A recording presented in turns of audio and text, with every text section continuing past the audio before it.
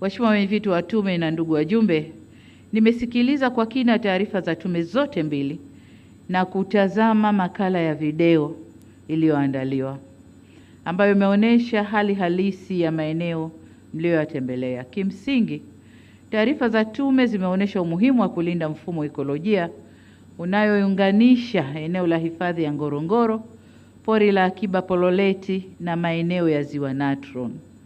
Haya maeneo ni maeneo muhimu sana sana kwa nchi yetu. Mbali ya mambo yaliyoonyeshwa hapa na yaliyozungumzwa, kuna vitu sasa tunaanza kujua viko kwenye maeneo yale na ni muhimu kwa taifa letu. Kuna madini yanayotafutwa ulimwenguni yako kwenye maeneo hayo. Kwa hiyo ni maeneo ya kuyalinda, ni maeneo muhimu kwa taifa letu. Sote tutakubaliana kwamba huu ni mfumo muhimu na wa kipekee kwa ajili ya uhifadhi endelevu wa maeneo haya kwa manufaa ya taifa, lakini pia dunia kwa ujumla. Taarifa hizi pia zimetupa taswira halisi ya changamoto za utekelezaji wa zoezi la uhamaji wa hiari kwa wakazi wa eneo la hifadhi ya Ngorongoro kwenda Msomero, Kitwaibi, Saunyi na maeneo mengine. Nasi tumezisikia changamoto, tumesikia kwamba serikali tulifanya zoezi kwa nia njema, lakini tulikosea baadhi ya maeneo, na hayo ndio maeneo ya sasa kukaa na kutafakari na kurekebisha. Kwa hiyo tutaendelea na hilo zoezi, lakini baada ya kurekebisha. Ni matumaini yangu na ya Watanzania kuwa mapendekezo yaliyomo katika ripoti hizi ambayo yamekwenda kwenye maeneo ya kisera, kisheria, kiuchumi na kijamii ambayo serikali tumeshayapokea, tutakwenda kuyafanyia kazi, yatatuongoza katika kupata namna bora ya kushughulikia swala hili muhimu kwa maslahi ya wananchi na taifa kwa ujumla.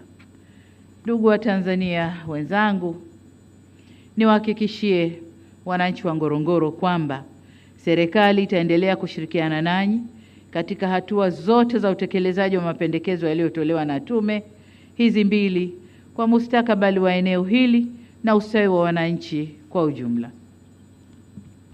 Kwa ujumla niseme kwamba serikali imepokea mapendekezo yaliyowasilishwa na tume, tutayafanyia kazi ipasavyo.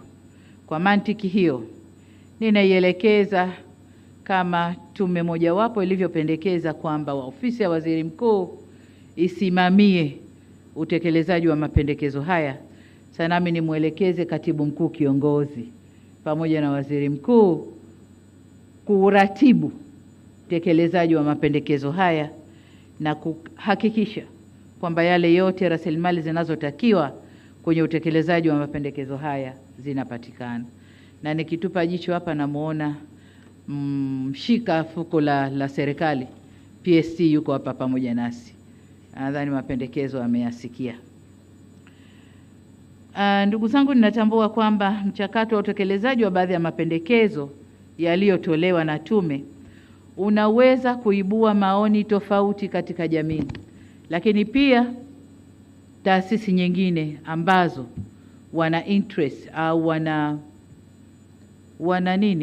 wanafaidika na uwepo wa Ngorongoro na maeneo yake, unaweza ukaleta maoni tofauti. Niwaombe Watanzania wenzangu kulipa kipaumbele suala la uendelevu wa eneo la hifadhi ya Ngorongoro na maeneo mengine ya hifadhi. Ngorongoro ni almasi yetu Tanzania, ni mali yetu Tanzania, lakini pia ni urithi wa dunia. Wale wote wanaoleta maneno kwa faida zao, kwa wanayoyaona wao, sisi Ngorongoro Mungu ameishusha kwetu Tanzania. Kwa hiyo ni yetu wa Tanzania, lakini ni urithi wa dunia papo hapo. Hatuna budi kuienzi tunu hii ambayo Mwenyezi Mungu ametujalia.